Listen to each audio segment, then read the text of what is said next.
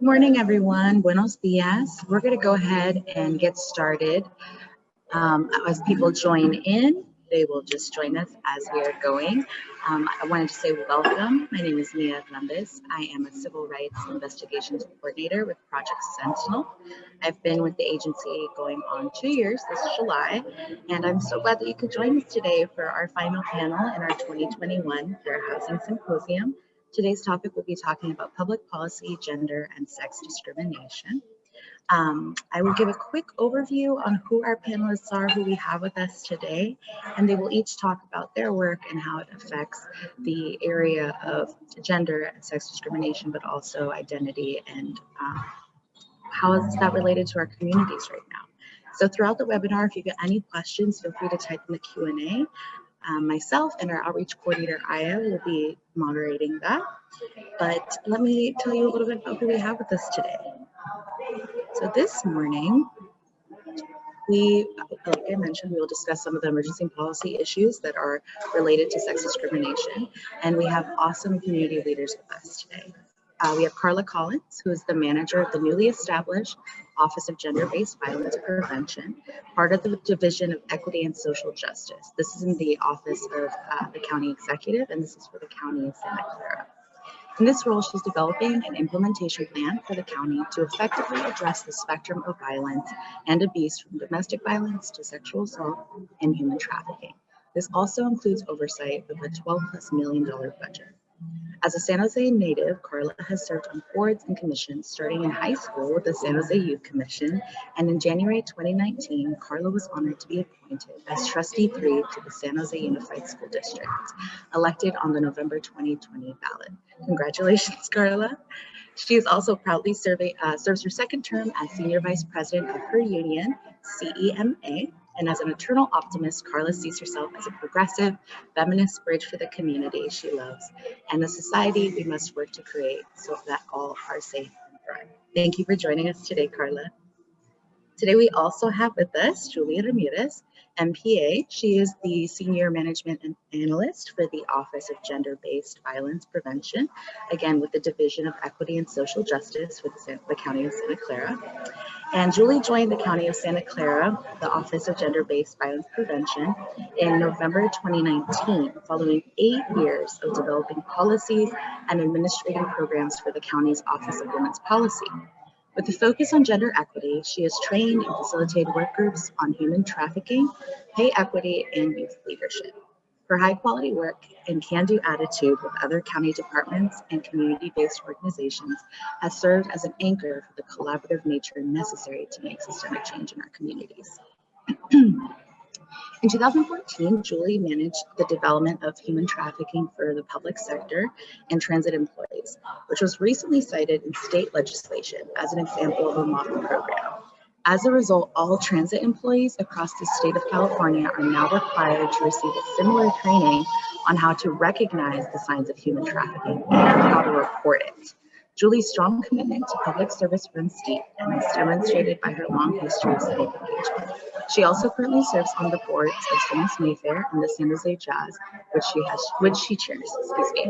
She has been recognized by her peers for her community service, receiving the 2013 La Familia Award from the Hispanic Foundation of Silicon Valley, the Sister Award from the Latina Coalition in 2019, and was recently one of 18 participants from the state of California to be named a Rise Up California leader to improve gender equity and advance social justice.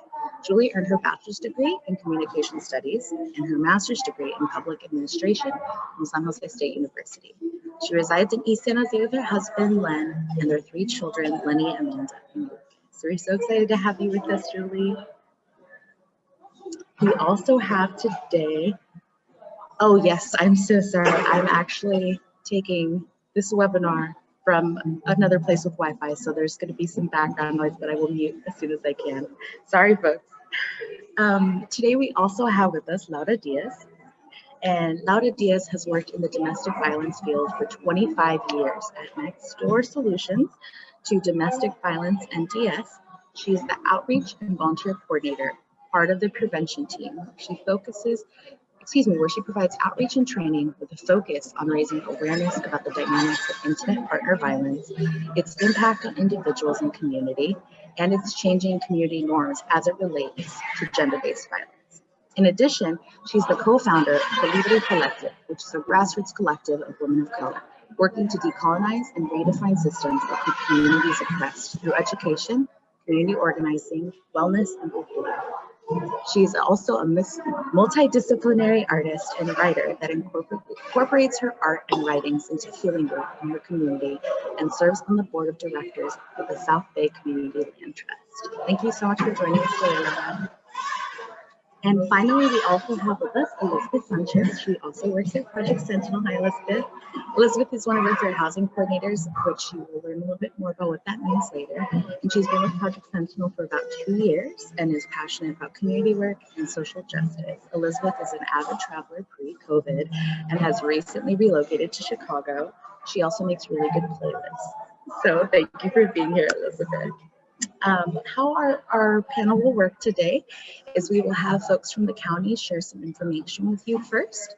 We'll transition to Laura next door, and then we will end with Elizabeth from Project Sentinel with more of the housing lens. Then we will go into a Q&A and evaluation. So I will go ahead and hand it off to Carla and Julie. Thank you so much, Mia.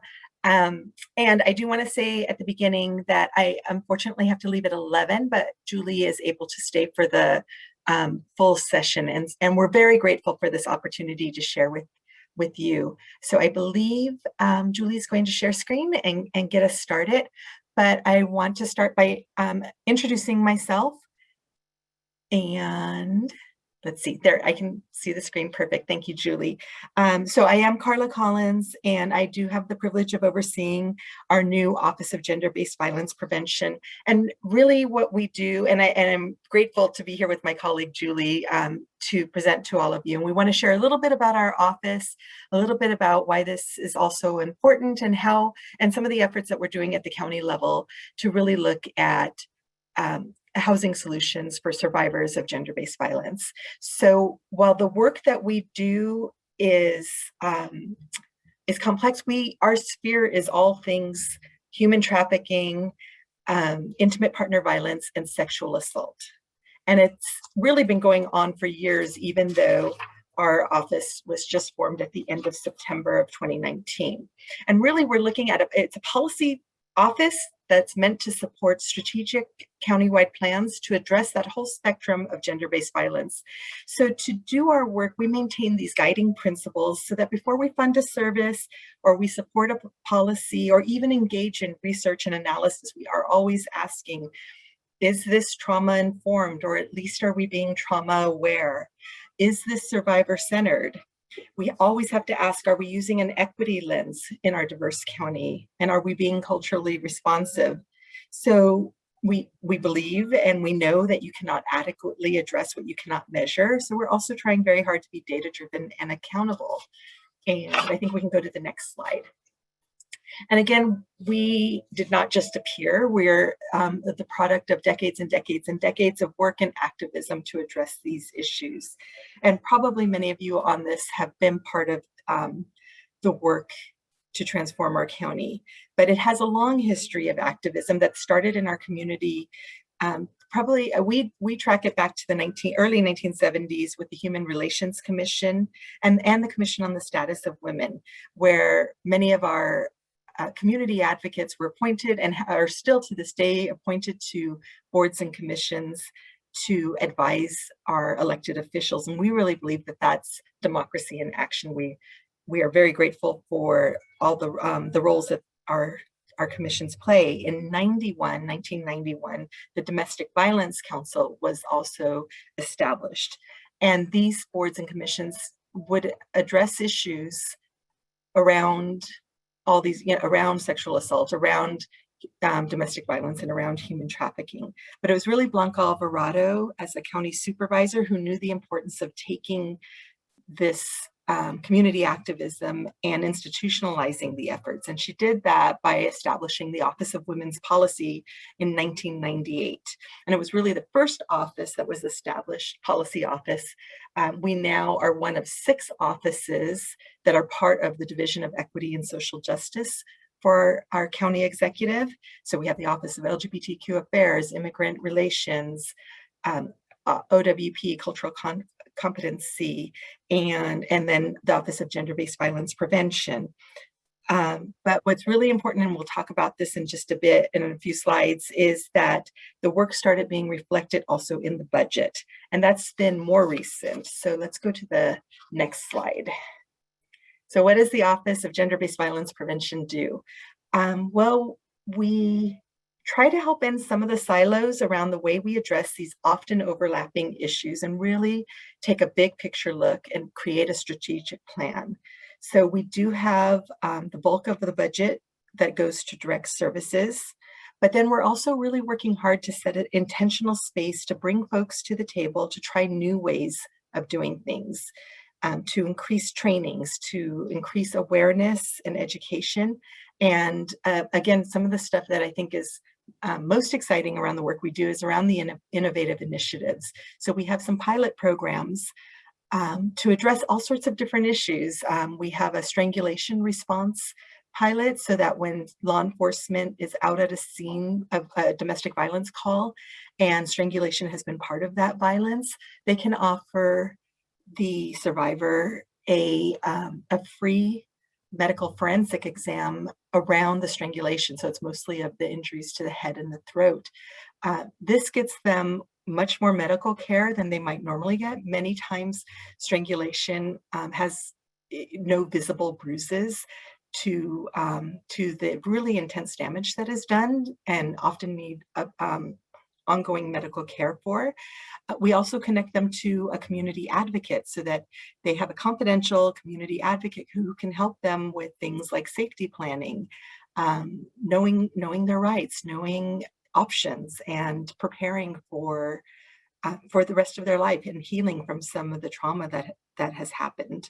And then, so we get the medical care, we get the community piece so that there's safety and more options for the person. And then the medical forensic exam is used by our district attorney so that often what we've seen is an increase in convictions of the more serious crime of a felony versus a misdemeanor. So it's a success in multiple of ways. And we're really excited that our supervisors were so happy with the pilot that we started that they've now asked for it to go countywide. So that's just one of the examples of the things we're doing. We're also going to be launching a pilot where we are matching children who are at risk for human trafficking in our county and transitional age youth up to 25 with a life coach to establish goals and do some work. So it's space that we're able to create where we're trying some things to see what we think are emerging and best practices and see how well it works in our community so that we can bring more and more resources. I think that's good for this slide. Why don't we go to the next one? And a lot of our work, I don't know if it's able to go, but if not, I can keep talking about the budget. A lot of our work is really to ensure that the budget is the county budget is reflecting the sense of urgency around all that we value. And this truly has not happened until these last couple years that called for the establishment of our office. So even 5 years ago, when we looked at direct service and the amount of general fund that was being committed towards those direct service for intimate partner violence in our shelter agencies, the amount was less than $500,000 per year.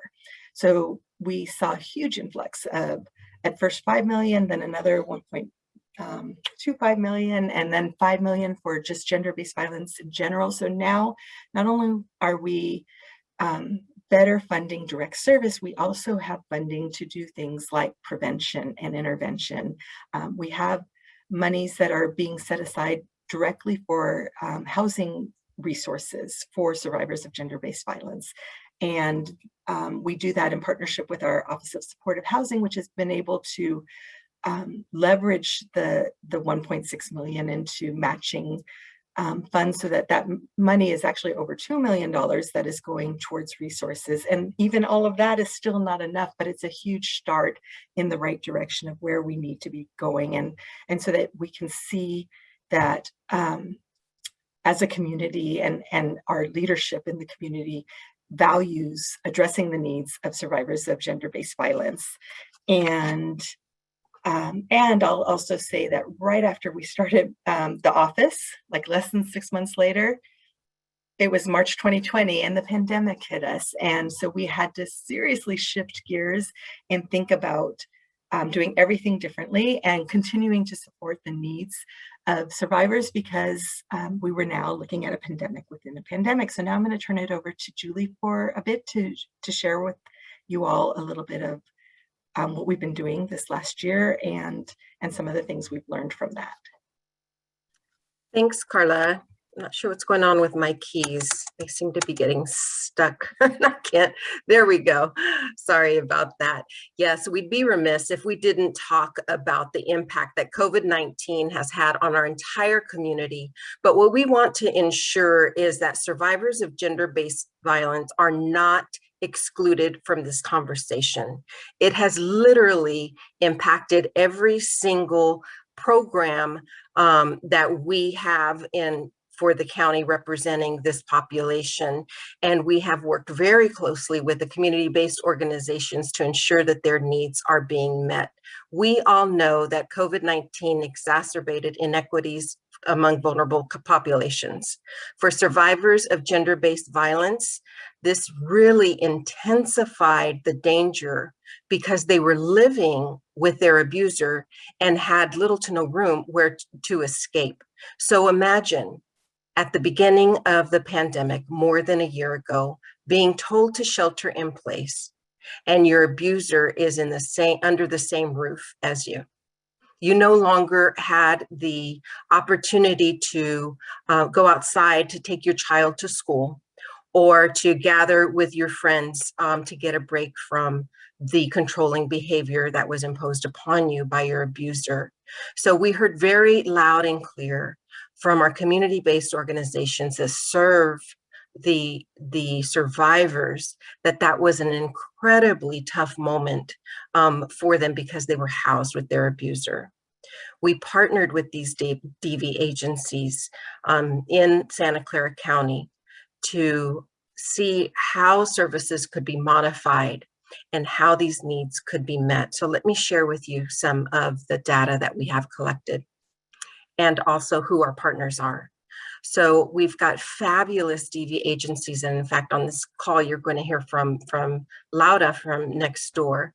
We also have Maitri, the YWCA, ACCI, and Community Solutions, whom we've worked very closely with since before our office was formed. Carla and I both worked with them with Office of Women's Policy, and they have truly been advocates for survivors of gender-based violence. And so our role is to meet with them regularly to see how we can, from a policy point of view, modify our practices to better meet the needs of survivors. So this is what they were telling us at the beginning of the pandemic, March, April, into May, that there was actually a decrease in their hotline calls. And at first it was surprising, but it was a trend going on globally. And what we deciphered from that knowledge was that this is an indication of survivors not being able to even place a call safely to find help. So we saw a decrease in those calls. The services had to be pivoted and moved online because of the shelter-in-place mandate. They were no longer able to welcome clients in their offices. And so they pivoted their services to online, including case management. The capacity at the shelters was reduced even further. And mind you, we only have about 62 emergency shelter beds for the entire county. But to comply with social distancing, that number was reduced even further.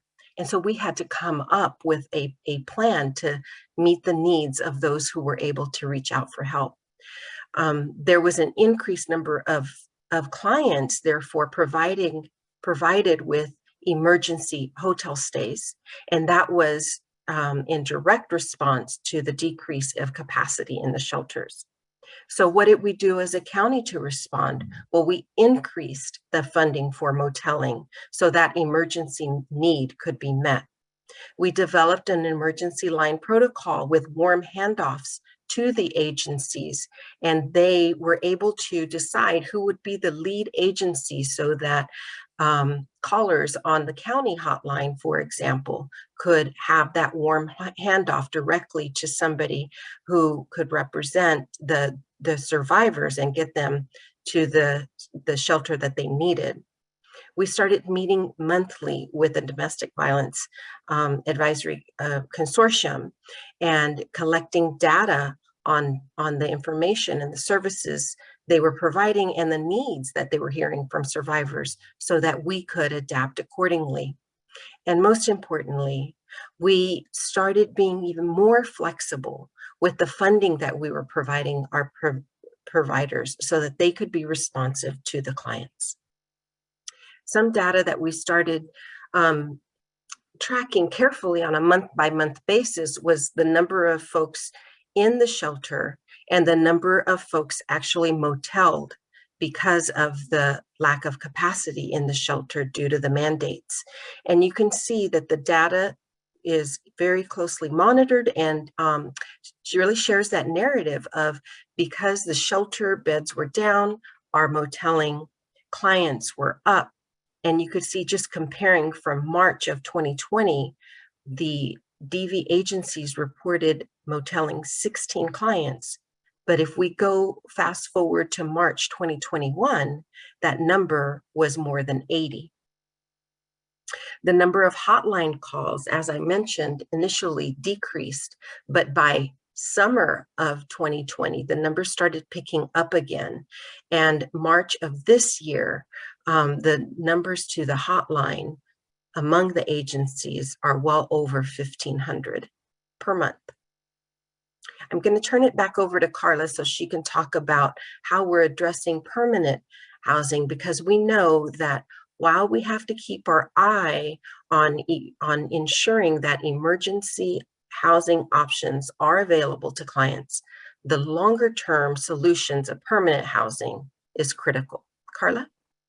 Thank you so much, Julie. And I will also say we're in this interesting time where we have, and we'll talk a little bit about some of the lessons that we've learned coming through COVID, and we're still in it. And really, we need to be also talking about recovery. And what we don't want to lose is the need to focus on more permanent housing solutions. Because right now the concern very much is around shelter and emergency shelter, and that's extremely important. But it doesn't solve some of the really bigger issues for women. And we know that mostly women, but for women, one of the leading causes of homelessness is domestic violence, and that they're actually, seeking safety and being unhoused because of it. So we really need to have long-term strategies. This was true before COVID.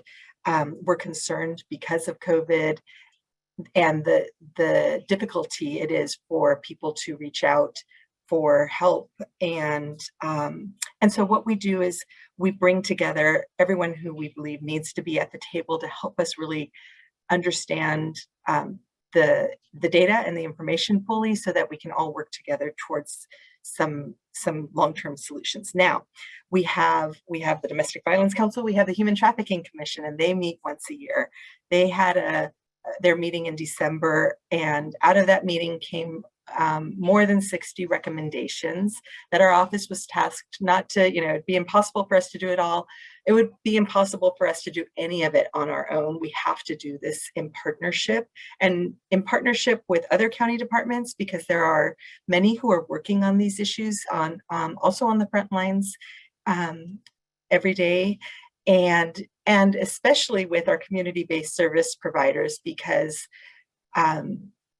they are absolutely on the front lines, and if they're not helping us with the solutions, we're going to fail. And so it's a really important partnership, and the part that we've been trying even more so to do is to bring in the voice of the survivor. And it's a difficult thing to do in a trauma-informed way, so that we're not exploiting anyone, and that we have safe space for them to participate in all of our process and inform the policies and the decisions that we're making. And so we're working very hard on that. We recently, in January, launched an online survey for survivors of sexual assault, and are doing, that closed at the end of March. And we are also doing interviews now, and we'll combine all of that information to have a report that holds the survivor voice. This is particularly on sexual assault and the process of going through all the different systems in our county to address that. But it's a first step in bringing survivor voice to this. We have also, last year, pre-COVID, we had some great plans to do all sorts of things to get discussions convened, and then COVID hit, and so we still did this over the summer. We convened service providers to get feedback on what needs, what permanent housing solutions could look like, and some of the needs that they have. And then we did a similar convening with those with lived experience. That was really informative, right? It has all the information and the details of the sort of nuts and bolts and important pieces around safety and community that we need to include as we move forward. So those are first little steps. We've also convened a housing work group that was per the direction of the work of the Human Trafficking Commission, but not just looking at human trafficking survivors. Everything we do is really about gender-based violence and survivors of gender-based violence. So we have, I think we can go to the next slide, Julie, if you're able to. We have 3 work groups. We have a housing work group, a training work group, and an economic empowerment work group that we have convened, along with our stakeholder group that is also meeting quarterly this year. But these work groups are meeting in between to go, to sort of roll up the sleeves and do the hard work of assessing all the different trainings that are out there for certainly at the county, all the public facing positions where people should at least be aware of and know the resources and how to identify and connect, and then more intense trainings for various groups. And then we have an economic empowerment work group that was very hard to separate from our housing work group because they are so interlaced, but because we had so many specific things that we were hoping to do with each, we thought it best, for at least for now, to keep them separate. So we're looking at workforce, economics, I can't say the words, but economic empowerment is so essential to someone's ability to stabilize and then heal and thrive. So we're looking at efforts around that. And then the housing group. So the housing group is actually going to have its first meeting, I think it's in less than 2 weeks, on May 26th. We have quarterly dates set, and there were really just 2 recommendations around housing. One was really big. It was, what's the plan for permanent housing as a goal for survivors of gender-based violence? And that's what this group will be looking at. So we have, again, community folks, community-based organizations, and county folk who will all be coming together for facilitated conversations and to develop a work plan so that we can start moving this forward. We're doing this in partnership with the City of San Jose's Housing Department and our county's Office of Supportive Housing. And so I think there's going to be some, this is a long-term project, but I think we're going to have some great things to start reporting soon. And so that group is meeting. I forgot my next slide, I'm sorry. but we have this work happening. So let's maybe transition now and talk about some of the things that we have already learned around how we're going to advance survivor-centered housing policies and some of the things we've learned. And if you're able to forward the slide, we'll go over some of those. Oops, there we go. Thank you. So there's a lot, even pre-COVID, but especially now, we hear repeatedly from our service providers about the increased need for not just housing, but everything that goes with it to stabilize folks who have been fleeing for their safety. Those include increased needs in legal services. Certainly, as a community that is now under a new federal administration, we're expecting immigration reform, and we know it's not sure quite what it might look like, but we know it's coming. We need to be prepared to address many of these needs too when we have so many in our community who are immigrants or are in families with mixed status. So it's more than that though too. There's so many things even with housing around just being culturally responsive to meet the needs of the clients, whether that's the food that we're able to provide or access to services that not only are just in the language that is preferred, but also with an appreciation for and a celebration of the diversity of our cultures that make up Santa Clara County. So Julie went into how hotel stays are now longer. So that was sort of the quick fix, was that we have to make something else available. For some, this is working, but it's also more expensive for the agencies to be doing this. Pre-COVID, at most, moteling was often an option if absolutely everything was booked. But stays were typically for a few days. Now we're looking at onwards of 21 days or more that they might be having to stay at a hotel. And then staffing needs that have to go out because they come with the staffing services that would be provided while at a shelter as well. So helping agencies and supporting them as they make those adjustments are important also. And then addressing all the needs that come with the intense isolation that has been a part of for so many of us, and is especially intensified for those who are at a hotel. So all kinds of barriers that we can work on to remove. Things like having IDs, making it should not be required, and how to support agencies so that they can make the reservations on behalf of things like that. It's about being more flexible and honoring that these are real needs that come up, and this is how we're going to be able to truly serve. Making sure that we have language access if needed, and ideally staff that are actually able to provide services in those languages is even better.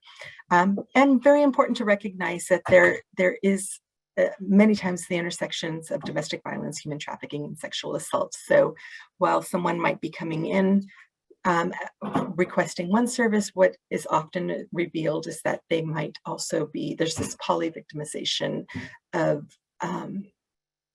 really serious things that are happening, and the needs are much more complex, and we have to acknowledge that and then address that as best we can with multiple wraparound services. So we're learning a lot, and what we really need to do is take advantage of the moment and the fact that we know we can do things differently now, and that we have to better support. The other thing that I will say is that we've learned plenty of things. I hope everyone knows all our incredible community resources. That's the first place that we would want to be sure to connect a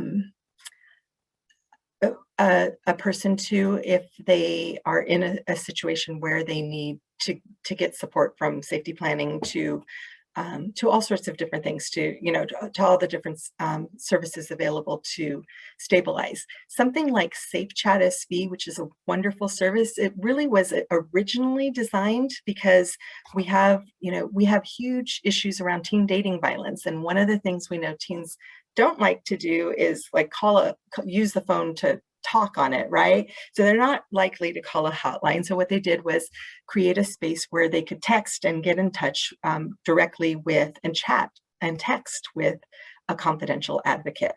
So that was the original intention. What happened when we're all sheltering in place is that that becomes a really actual good way to be able to connect with a confidential advocate if you happen to be sheltering in place with an abuser, right? It's easier to text than to call. So many people have been using this now, and we want to actually learn from that and expand that. And in fact, I would say I have a phone, and probably talking on the phone is the last thing that I use my phone for. Just about anything else before that. And so many other people are like that. So we're learning that and realizing that, and that means shifting the way we support and invest. So that's just yet another example. Again, I will say that our office is still in our infancy, and we're creating our infrastructure and ways that we're going to continue to be working with community. We are now all over social media, and so we hope that you will join us and like us and do all those things. Everything is at SCC End Violence, including our website, which has a list of all these resources, and you can find us on Instagram, Facebook, and Twitter. So please do follow us, and we will follow back and do the same. Julie, I don't know if you have any other thoughts that you want to add. And I do see a question about the mental health services and about the languages that are supported. And I don't know if we have a list of that. We know that our agencies all are able to provide services in the major languages that are spoken in our county. So we have them in Spanish, English, Vietnamese, Tagalog, Chinese, Mandarin, I think Russian, but and that they all have access to language lines that they utilize as well, so that there's something like over 150 different languages that are available to use, and addressing some of the mental health services is a great question too, because that's part of what is provided through our shelter agencies. They do have access to everything from peer and group counseling to individual counseling. But these are really serious needs that we're very proud. If we went back to that chart of the different ways the millions of dollars are being invested, that we're investing millions of dollars in prevention and intervention services. And we would say right now it's time that we actually have to like double down on all of that as we prepare for recovery. While many of the numbers are lower or were lower at the beginning of the pandemic, especially, I can say from everyone that we work with, whether they're in shelter services or community or other community-based organizations, whether they're law enforcement who are responding to calls, or it's our colleagues who are over at VMC doing the medical forensic exams for patients and doing patient care around this. All of them have said, for the cases that do come in, it's been some of the worst, most severe cases they have seen. Some of them have said in their entire careers. And so this is all anecdotal, but it's all to say that when people do finally reach out for support, it's been because it's been an absolute last resort. And so now as things are lifting, as restrictions are lifting and people are starting to come out, we are seeing an increase in calls for support. And certainly our community-based organizations are seeing an increase in that as well, which is great. We want people to be reaching out, and we want everyone to know that there are, that none of our agencies closed during COVID, that, shelter, even for those, fleeing, is still available, although it might not be at a shelter. It most likely would be at a motel at first, but that we can still secure some safe space for folks. All of that is really important to know, and we have to keep doing more. So, and we only get to do that by doing it in community with all of you. Julie, do you want to add anything? I just want to add that I think the need for behavioral health services has been amplified, and it's an example of how the county has been responsive through that partnership with our community-based organizations, because we heard it directly from them that clients facing grave isolation, along with the other trauma because of the abuse, are in dire need of this support.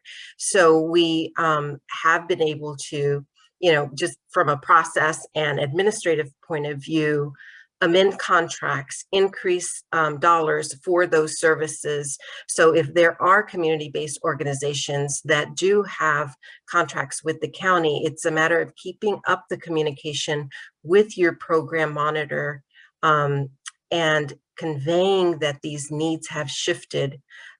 The county has never been more flexible to meet the needs of our clients in need than now. And it's a true testament to the partnership that we have with our community-based organizations, and understanding that COVID has dealt us a hand that we haven't experienced before, and the county is really doing its best to respond to those needs.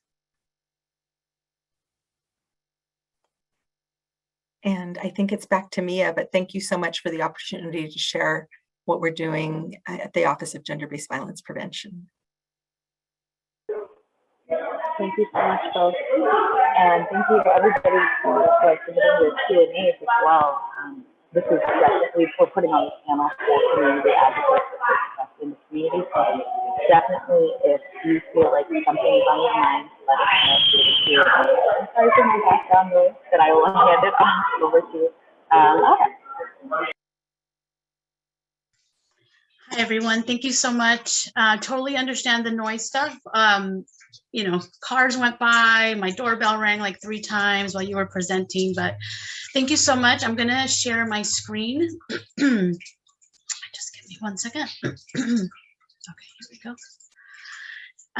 Thank you again for inviting Nextdoor to be here today for this important conversation. My name is Laura Diaz. My pronouns are ella, she, her, and I'm the coordinator of outreach and volunteers at Nextdoor Solutions. Before we get started, I do want to do a quick land acknowledgement. We just want to pause today and acknowledge that here in San Jose, we live on the unceded land of the Ohlone and Muwekma people. We want to practice recognizing the original caretakers of these sacred lands. We want to recognize that the Ohlone people have never lost their connection to this land. We want to recognize today our elders, past, present, and future generations. We commit today or begin the work to dismantle ongoing legacies of systems of colonialism, racism, and oppression. Today, we want to acknowledge the interruption of how colonization imposed white supremacy on indigenous communities here and all over the world. And today we also want to acknowledge the connection between land recognition and domestic violence, since both are based on violent beliefs that both earth and bodies can be possessed and consumed. The work we do in community serves to change this, and therefore honor and pause to recognize where we come from will help us advance in the creation of new systems for all without violence, which includes both interpersonal violence and community violence. So a little bit about Nextdoor. We are celebrating this whole year our 50th anniversary. Nextdoor was founded in 1971 by B. Mendez Robinson, a community leader here in San Jose that was concerned about the lack of services here in San Jose, brought a small group of friends together. I remember a story I was told when I first worked at Nextdoor back in the late 90s. Of her doing a fundraiser to raise funds for some of the services. The first shelter was out of a garage, right? And so I heard the story about her bringing her friends together, her comadres together, and making tamales, and asking them to bring the ingredients and do all that together. And then she would sell them the tamales, right? So it speaks a lot to what the Julie and Carla is speaking about community coming together to end gender-based violence, right? So we saw it from the inception, from the creation of this agency back then, that we were establishing something very grassroots, very based in community. And so because we know domestic violence is the most prevalent form of gender-based violence, often the most frequently reported crime to law enforcement, and one of the greatest damaging effects on children and youth, we know that we have a lot of work to do, right? So this slide will just let you know that Nextdoor was the first domestic violence shelter in the nation to offer bilingual English and Spanish services, and only the second domestic violence agency in California.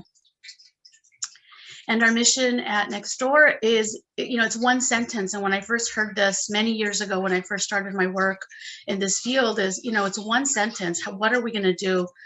So our mission says, our mission is to end domestic violence in the moment and for all time.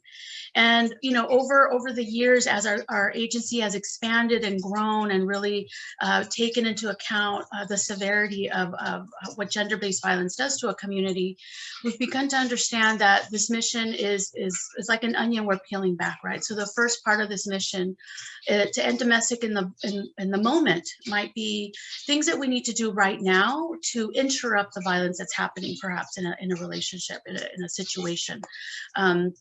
It could be getting a restraining order. It could be getting to safe housing. It could be going to a support group, whatever ending that violence means for that person. And when we talk about for all time, this is the systems that we need to really talk about, right? The systems that I mentioned in the land acknowledgement about systems that have been set up where gender-based violence continues to be there. And so we hope to reduce and end domestic violence through quality services, always unwavering survivor-defined advocacy, collaborative strategic initiatives that target both individuals, relationships, but also community norms and societal attitudes. We seek a community environment that breaks the silence and makes domestic violence and other forms of gender-based violence unacceptable. So we have our work cut out for us, and I know that we can't do this in isolation, and so glad to be part of this important talk today. Scope of the problem. So we know that domestic violence is the single largest cause of injury to women ages 15 to 44. We know that 1 in 4 women and 1 in 10 men will experience domestic violence in their lifetime. And we know that over 15 million children in the US are exposed to DV and suffer short and long-term negative effects. As was mentioned a little bit earlier, pre-COVID, our fiscal year showed that we, between the 5 agencies here in the county, received a little bit over 20,000 calls, and Nextdoor answered about a little bit over 14,500 of those calls. It's also important to recognize that some in our community experience violence differently, gender violence or intimate partner violence due to perhaps immigration status, language, accessibility, or socioeconomic status, or where they live, housing.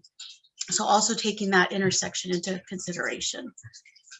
Last year at Nextdoor, we received a little bit over 14,000 calls, provided emergency shelter to 134 adults and 175 children, and then provided housing assistance to 167 clients through our Housing First program.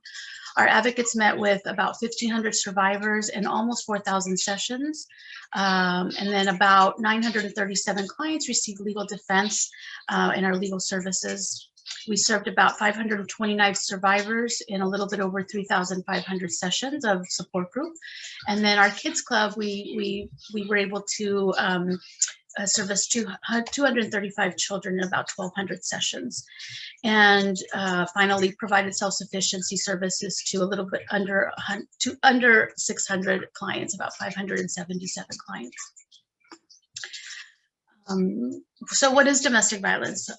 We are not going to spend a lot of time, but I just do want to cover what it is. When I started this work, I first worked at Nextdoor in 1996, started there, stayed at Nextdoor about 7 years, continued my work in the domestic violence field in other agencies, and came back to Nextdoor about 2 years ago.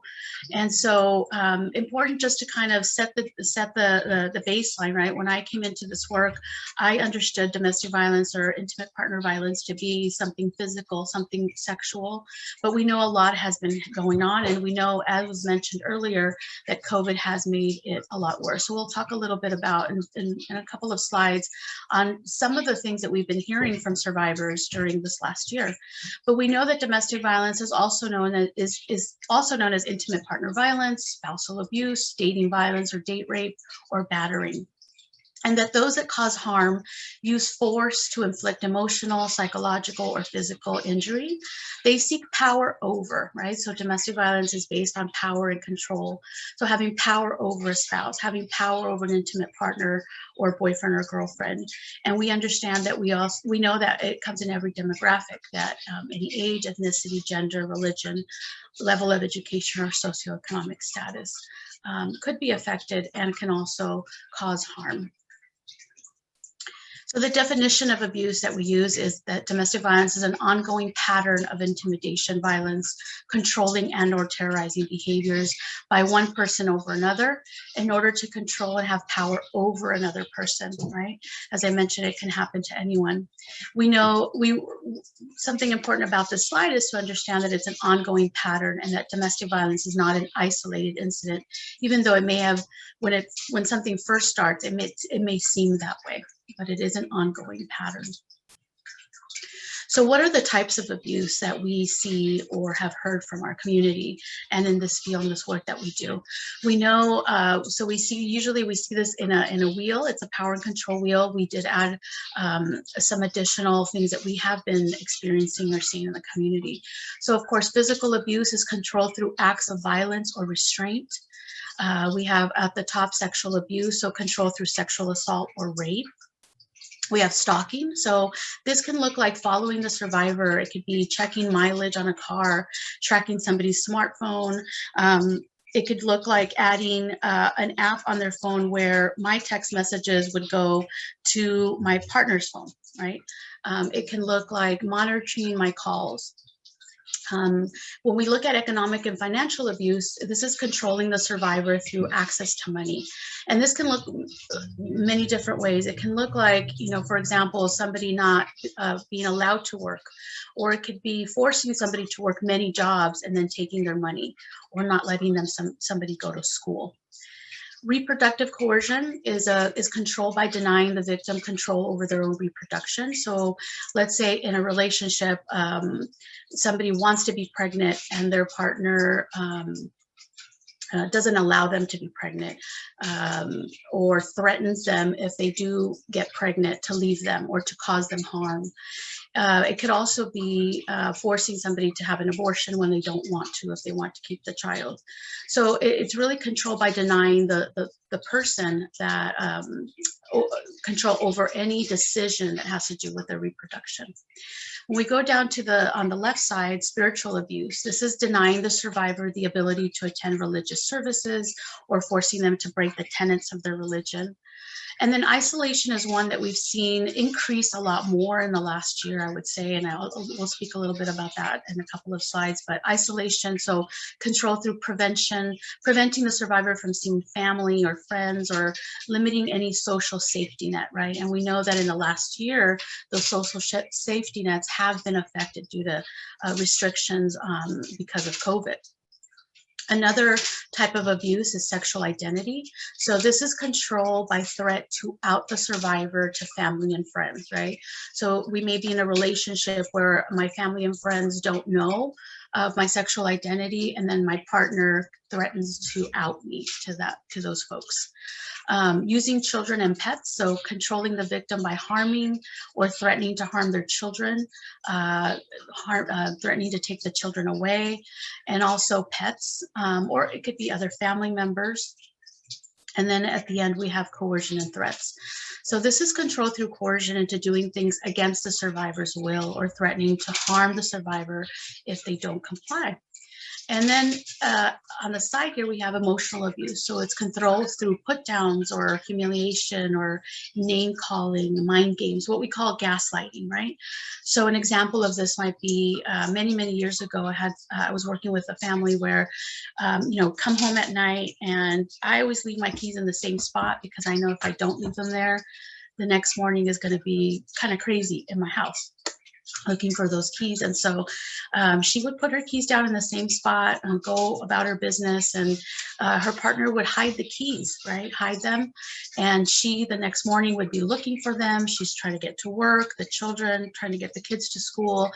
And after a long period of time in the morning, he would put the keys back and then say they were there the whole time. Right. And she's looking at the keys like, I've looked for them. I searched for them. I know they weren't there. And then this person saying to them, well, maybe you're losing your mind. Maybe you're not thinking straight. They were here the whole time.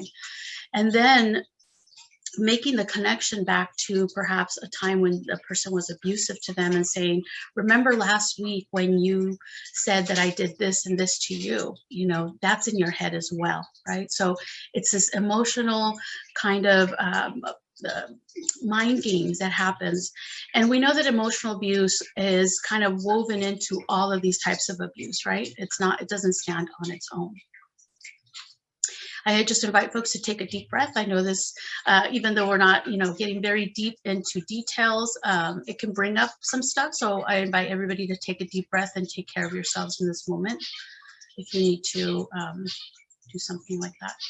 So how do you make making a referral to our agency? So the three things that an advocate will work with, not just, but the three top things that we will work with our survivors, our families, are advocacy, crisis intervention, and safety planning, right? And so this is either in the hotline. If somebody were to call the hotline, they would get a trained advocate that could provide this assessment over the phone, or it could also be at our agency by calling and then making an appointment. Right now, because of COVID, we have not completely closed our doors. We have, of course, as mentioned earlier, our shelter has been open. Our housing program has never shut down because we know that need is huge, not just with everybody in the county, but especially this population. But what could advocacy look like if you were to send somebody and make that referral to next door, right? Advocacy could look like helping survivors navigate through systems, because we know that once somebody calls or comes into an agency, there's going to be, there needs to be a wraparound support for that person. So helping the survivor navigate through systems. Advocacy can look like providing unconditional support free from judgment, right? It could also look like guidance. It can look like making contacts and connections with services and systems that the survivor identifies that they need in that moment. It's important to recognize when we are working with families affected by domestic violence that we advocate for whatever the survivor chooses, that we honor the choices that they make, even if we might not agree in that moment. Again, we're talking about a situation where there's been power over someone in their relationship. And as a system, as an agency, we are part of a system. We don't want to have power over our families, right? And so we are really working towards working alongside our families and really taking the lead from them. When we talk about crisis intervention, we're really looking at how do we de-escalate a survivor immediately after or during an emotional, stressful, or traumatic change in their life, right? So crisis can, as we know, crisis can tear down a survivor's resolve and their ability to make decisions until they're unable to see the situation from outside the crisis. And so what we can provide with crisis intervention could be immediate relief from pain, whether that's talking to someone, getting them medical attention, getting them to a safe place. It could also provide time for problem solving, right? What is the next step we need to take? What is the first thing we need to address right now? It's also about regaining old coping skills, right? Many times when we've been in a situation where there's constant trauma, even though we may have coping skills, we may have not used them or forgotten them. So, how do we develop new ones, new coping skills? Mobilizing whatever resources are necessary and available to meet the crisis. So that's the work of the advocate, right? How do we mobilize our community to offer those services and supports to that person? How do we start returning to functioning and regaining feelings of self-worth, right? Because the goal of what happens in a domestic violence situation is that the trauma and the abuse starts to wear down on my self-worth, on my self-esteem, right? And so how do we return to that functioning? And then assessing the person's ability to function and referring them to the appropriate services. And again, the importance of working in community. And then finally, safety planning. So we do risk assessment and safety planning based on lethality. How serious, how dangerous is the situation? What are the batter-generated risks involved in this case? What are the life-generated risks? Housing, of course, as we know, is the highest need. I've heard from many survivors that one of the reasons that the fear of leaving a relationship is because there's no housing, right? And so really looking at those life-generated risks that folks are also experiencing, layered on top of everything else. We will, in safety planning, also involves staying and leaving strategies, right? Some survivors don't want to leave their partner, but they want the violence to stop. How do we do safety planning according to those situations?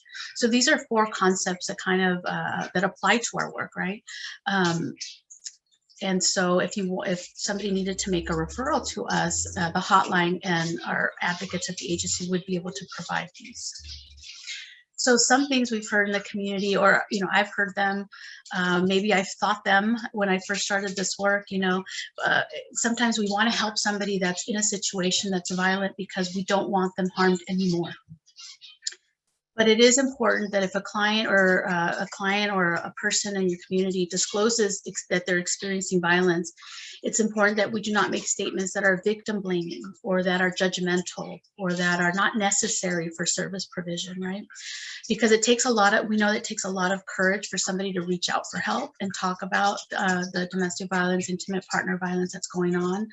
The last thing we want to do is offer any judgment, right? And so let's say I tell somebody, you should call the police, right? It takes away their choice. We don't want to give advice. We can say, I'm afraid for you. I am concerned about this, and this is an option for you. Would you like to do that? Another one we have heard, you are definitely in an abusive relationship. Again, it is not my place as an advocate to define the experience for that person, right? The next one, so that does not sound like rape to me, which is, again, I'm defining the experience for them. Your partner is crazy, you need to break up with them, right? What does this do? It speaks badly of the person causing harm, which, yes, I can have that feeling, but if I say it out loud and this person decides to stay with them, it's going to be difficult for them perhaps to come back and ask for help because they'll feel that judgment there. What did you do to set them off, right? It places blame on the survivor, which is, that is, of course, not something we do. And the last one is, so what happened after that? And what happened after that? And what happened after that? So what this happens is we're asking for so many details many times, especially those that are not relevant to receive a certain service. We fall into the danger of re-traumatizing or having to bring up all of that again, right? So these are just things where we stop, take a pause, and how do I support this person without judgment and without giving advice? So our programs and services, as I mentioned, when we first started, it was a crisis hotline. It was run out of a garage, and the emergency shelter was also out of the garage, right? And of course, over the years, we have grown tremendously. So that has continued. We have walk-in crisis intervention and counseling, legal advocacy, self-sufficiency, case management services, housing services and assistance. Our support groups are ongoing, therapeutic services, and then our new initiatives, which I will share with you.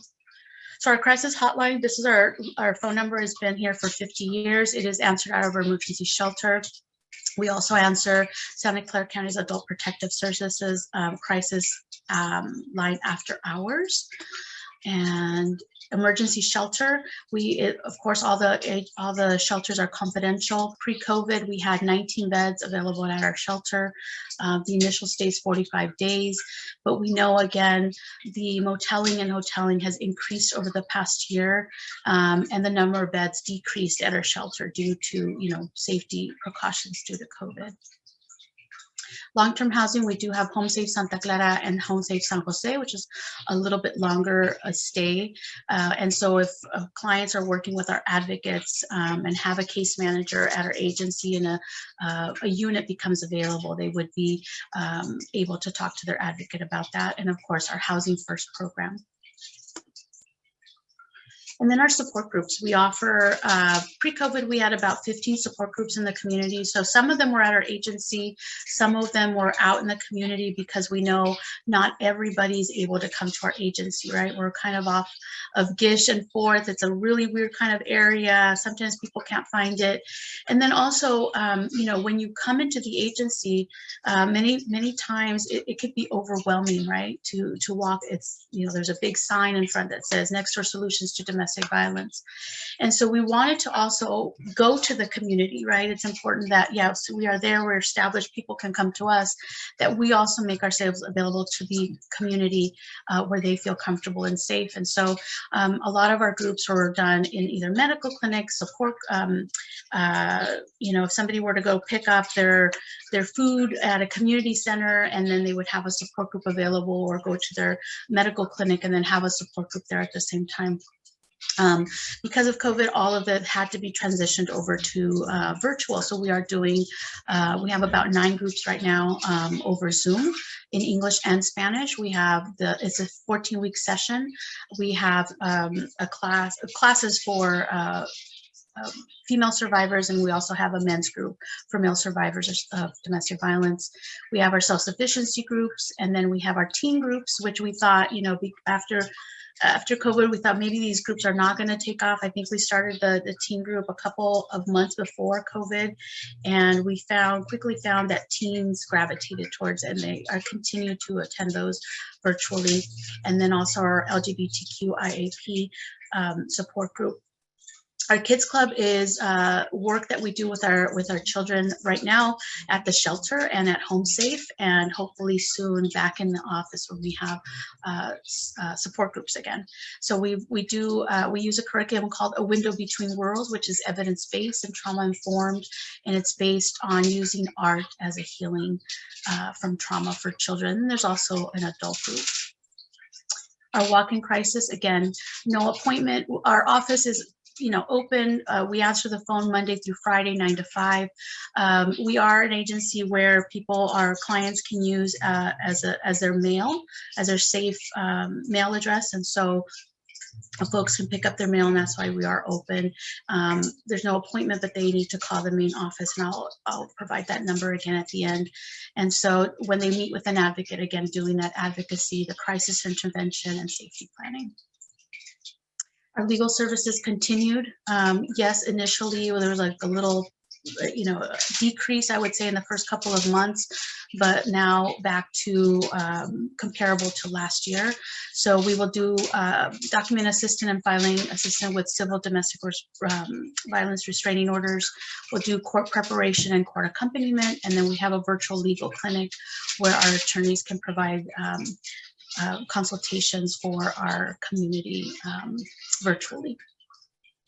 And of course, our case management team, an amazing group of people that are working with our families, not just on domestic violence education, but also education for the family, finance and employment, housing again, food access, and then healthcare and wellness. And then some of the new initiatives that we are working with here in our community. Let me get to that slide. Give me one sec. So El Comité de Mujeres Fuertes, when I came on back to Nextdoor, this is one of the reasons I came back to Nextdoor.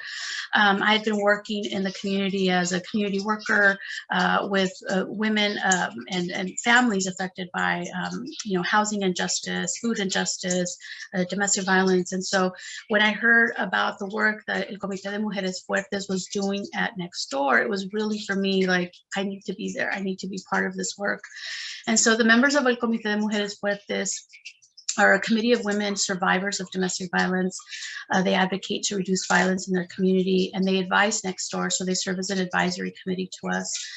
It was born really out of the need to raise survivors' voices, right? Community voices in the advocacy against domestic violence. We know that oftentimes survivors, that voice goes unheard when it comes to changing policy and common held beliefs, both at the local, state, and federal level. So this group is really, it's a small group, but they're very organized and they're very powerful. They came together about 4 years ago when a call to action, came during support groups. So they were in the support groups during the time and have been doing a lot of work, especially in the last year after COVID. We weren't able to meet in person. And so we thought, are we putting this work on hold? It's, you know, it's kind of been ramping up. And we thought, no, we're gonna all switch to virtual work. And so the work that they did has been amazing. They helped put together a few webinars in Spanish with a collaboration with El Consulado de Mexico, the Mexican consulate. And also did a lot of outreach in the community and making that connection with our community on the impact of COVID and DV and how the double pandemic is hitting a lot of our families impacted by intimate partner violence very differently. And so they did a lot of, you know, just outreach, just going out to the community safely and posting things, posting information, and then also put on 2 workshops in collaboration with Stanford on the impact of COVID on domestic violence that they presented to the community, and then also did a conference where they all the information that they learned about how COVID affects families, they were able to present that for the very first time through Zoom a couple of months ago in January. And so a lot of the work that we're doing really keeps at the forefront that connection to the community work, right? When we talk about Speakers Bureau and community involvement, outreach, and presentations, that's the work that we do. All of this work lives in prevention, which is part of my work. But Speakers Bureau allows folks to volunteer with us and go out to the community to do presentations, involve the community in joining us in this movement, and then outreach and presentations. And then our training, which is our 40-hour training that's coming up in July that we will also be doing virtually. And then the new areas of work that we see here, and this is, you know, kind of ramped up a lot also in the last year because of that need, but new areas of work, which is advancing children's services. We know that in a home where there's domestic violence, it can lead to emotional, psychological trauma for children. So in 2018, Nextdoor conducted an extensive assessment of existing services for children, and we identified additional services to address survivor and children needs, and now we're expanding those services specifically to address the needs of kids exposed to DV. And then we talk about men, boys, and gender-based violence. We piloted a program fiscal year 2019-2020 through Futures Without Violence. We sent a cohort, which I was part of, to take a training called Coaching Boys into Men. It's a Coaching Boys into Men, or CBIM, is a violence prevention program that leverages coach and young athletes' relationships in high school. It talks about the importance of respect for themselves, others, and particularly women and children. There's a 12-week session that coaches will work with their youth on during their practices. So we are collaborating with Eastside Union High School District, and we're working with Fight 15 high schools. We launched the program, and then COVID hit, and so we had to transition everything into virtual, which was a little difficult because we were going to the schools. We were meeting when the kids were going to practice, right? And so all that stopped. And so we were able to pivot that work and work with our youth and put on a series of conferences that we just completed last Saturday. And we had about a little bit over 300 youth attend, learning about the topics that they were going to get in school. And now getting ready for this new year, the second phase of this, and going out and we're already training some of the coaches on how to do this work. And so that work continues. The domestic violence and healthcare work that we're doing here. So we know that with the implementation of the Affordable Health Care Act, it set new requirements and standards for addressing domestic violence and intimate partner violence in the health setting. So by including intimate partner violence screenings and counseling on the list of services, it's really highlighted the healthcare sector's role in addressing IPV. Intimate partner violence. So we launched this and we've been doing this work. We're entering our second phase of this work. So we've identified healthcare partners in the community. We're working with Gardner Family Health Network, which operates about 7 clinics here. And then fiscal year 20, which last year we provided technical assistance to conduct clinical and client needs assessments, data analysis, best practices on what screening tools to use, and then also talking about the intersection of domestic violence, sexual assault, and human trafficking. So that work continues. Our promotoras are a big piece of the work that they are doing in clinics and the health work. We are also, next door is a member of the East Side San Jose Peace Partnership. So we will continue to engage with El Comité, which is our promotoras, our community health partnership, which is ACI, the Santa Clara County Public Health Department, and the hospital systems. And so looking for other potential partners to advance this work of DV and healthcare, which is very important. And then our last one is a newer program, which is Families for Peace. In this program, we're working with families that may be impacted by violence in the home, but there hasn't been a connection, let's say, to a criminal justice, or the police have not been involved. There hasn't been an incident where a system has come into the family to do any type of intervention. And so it's a 26-week program. We are working together with a Turning Point. So the next door works with the person that is the survivor or is experiencing harm in the family, and a Turning Point is working with the person causing harm separately. And then after the so many weeks, there's 2 phases to this program. The families come together to learn together, and so very excited about this work. This is something that we've heard from the community, right? The community needing and wanting different types of services that address their needs and their desires for many of them to stay in their relationships, but the violence to stop.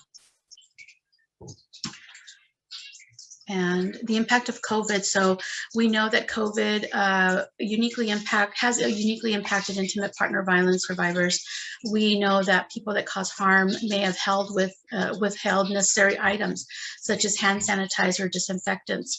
They have shared misinformation about the pandemic to control or frighten the survivor, or to prevent them from seeking appropriate medical attention if they have symptoms. They have withheld insurance cards or threatened to cancel insurance to prevent the survivor from seeking medical attention if they needed.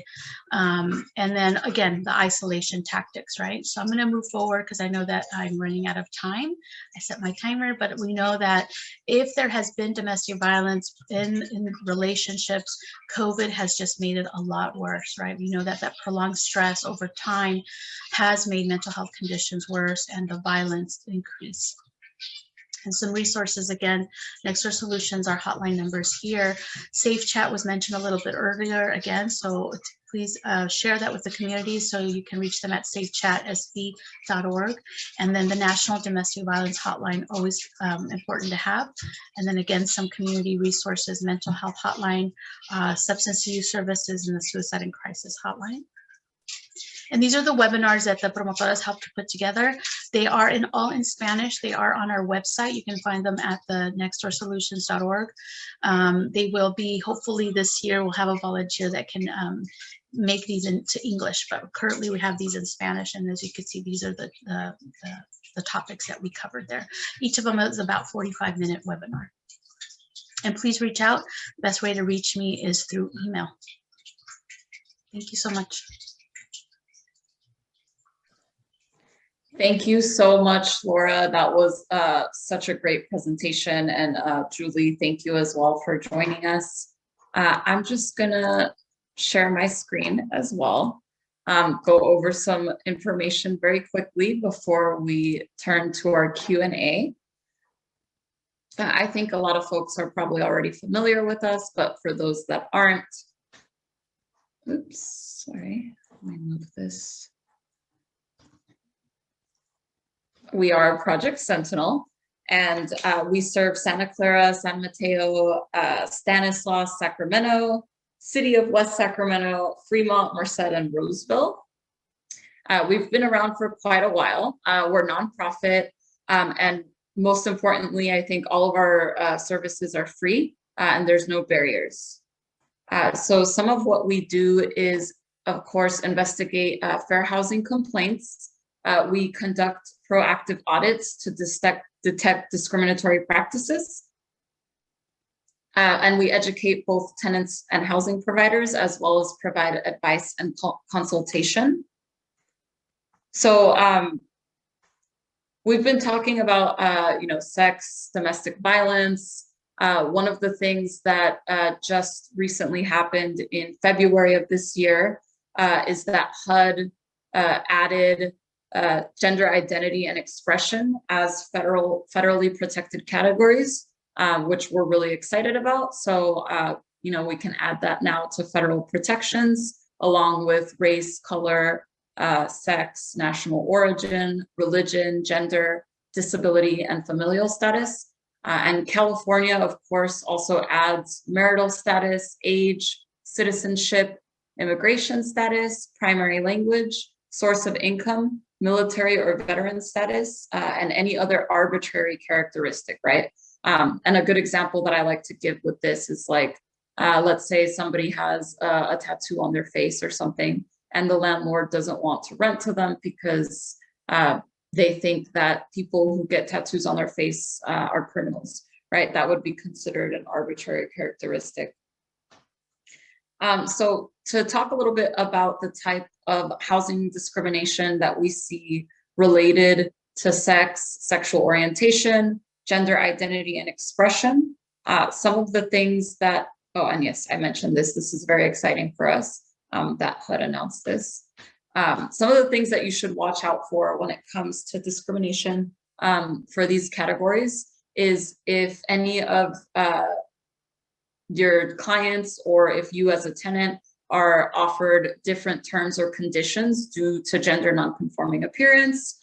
So an example of this is if you're told not to wear specific types of clothes in certain common areas, or if you're getting repairs much slower than other tenants, or you are denied repairs. Another example is if you're maybe getting a higher security deposit than other tenants, or when you actually arrive in person to the unit, it's either no longer available or the deposit is much higher than it was online, right? Other things to watch out for with these categories is if there's any type of rejection of an application or denial due to gender markers or names not matching across documents. I know that a lot of folks sometimes are in the process of working out legal issues when it comes to name changes, inappropriate statements, right? So if a tenant is steered away from a specific neighborhood, with comments like, oh, this is a much more quiet family neighborhood, you might not fit in here, things like that, right? So some of what we deal with as well in our work related to sex and gender is sexual harassment. So this is any unwanted sexual advances that might require sexual favors in exchange for housing rights or privileges. And this isn't just limited to the owner, right? It can be a manager, employee, a maintenance person, a neighbor. Other types of examples when it comes to this is like threats, right? Whether those are physical or psychological. And again, that exchange, right, of privileges for favors, any type of sexually charged comment, or any retaliation if these things are refused. And of course, neighbor-on-neighbor harassment. The landlord and property manager are always responsible for addressing this in any type of situation. And we always encourage tenants to document as much as possible these instances of sexual harassment or harassment between neighbors, right? So a huge topic that we've heard a lot about today when it comes to domestic violence is, so we've heard a lot about domestic violence. So I just want to talk a little bit about what we do as an agency in partnership with a lot of these agencies. So we're always working with our local domestic violence agencies to help either victims or survivors throughout a lot of these situations, right? So some of the things that advocates and tenants should watch out for is if a housing provider, for example, is evicting a victim because of the abuser's bad behavior, right? And this is connected to these types of zero tolerance or crime-free policies that we've seen actually have a disparate impact on women, since women tend to be women tend to be domestic violence victims most often, right? Another thing to watch out for is if a housing provider refuses to rent to a tenant because of a history of domestic violence. Something else that I think Laura talked about as well is if there's ever like economic abuse.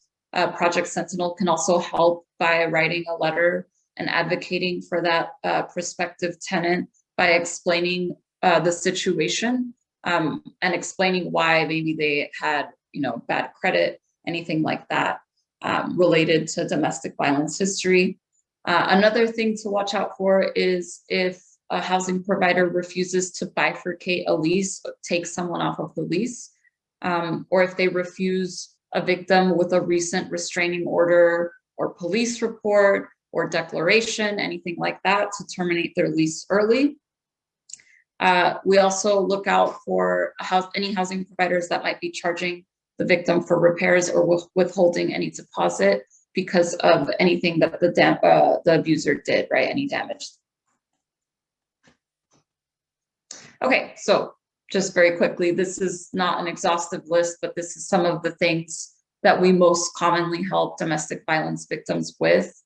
So bifurcating a lease, early lease termination, non-eviction, safety, so things such as getting locks changed, anything that might help them feel more comfortable, and removal from property.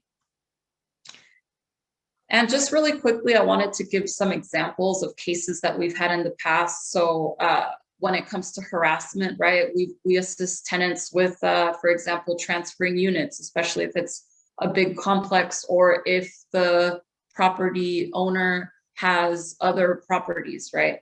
And we assist with documenting those incidences with property management or the owner. And of course, we could assist with requesting prompt action is taken on that harassment.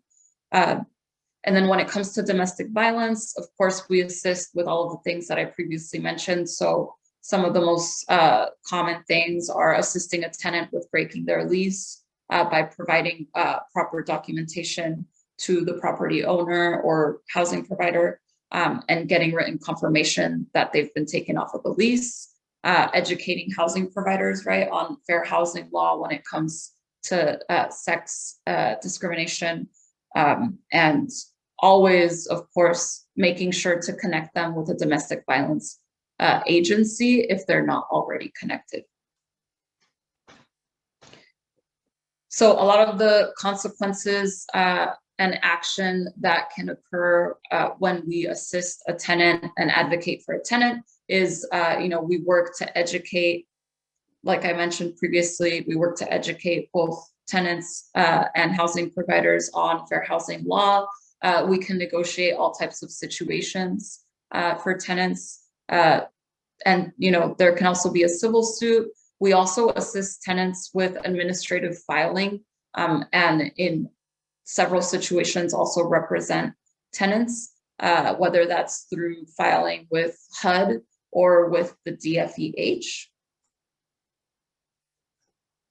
And, people always ask, like, all right, who can get in trouble in these types of situations? And its landlord and all of their agents and employees, right?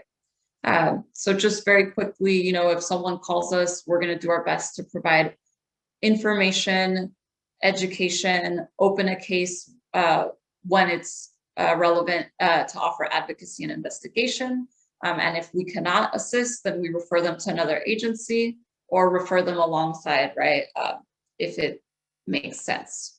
So thank you. I wanted to keep that brief since I know we're kind of at the end here. I'm going to go ahead and start our poll. It's just some quick questions about our presentation. If you could take just a couple minutes to answer these quick questions on our poll. And then of course, if you have any questions, now would be a great time to drop them in the chat. Thank you so much to everybody for attending. And you can find all of the contacts of both our panelists, myself and my colleague Mia here on this slide.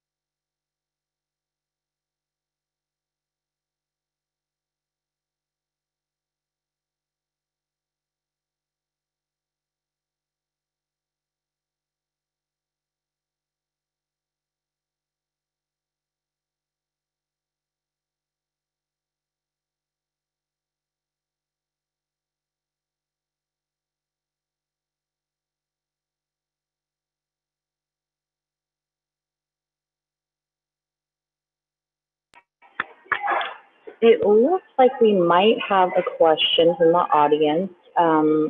Maybe Julie might have the insight, or Laura.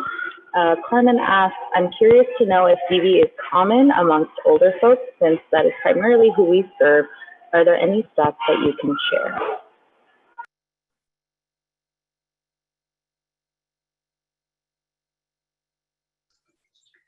I don't have a number. I wouldn't have a, like, I couldn't give you a breakoff number, but we do serve, you know, ages, you know, elders as well at our agency. And I know the other agencies do as well. It is not something that's just our younger folks. But I don't have the cutoff. I can find that for you and send it off, but I don't have the breakdown of that.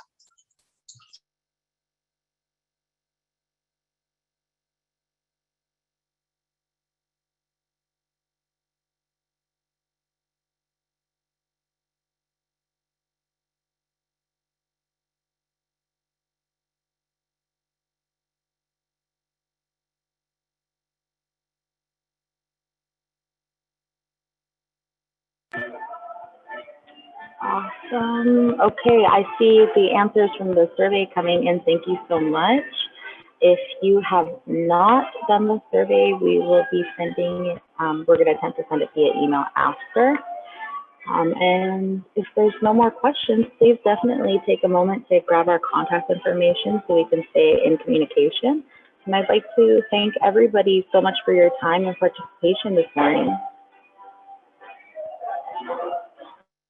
Yes, thank you everyone for joining us. If there's any other questions, like Mia mentioned, you can feel free to reach out to us.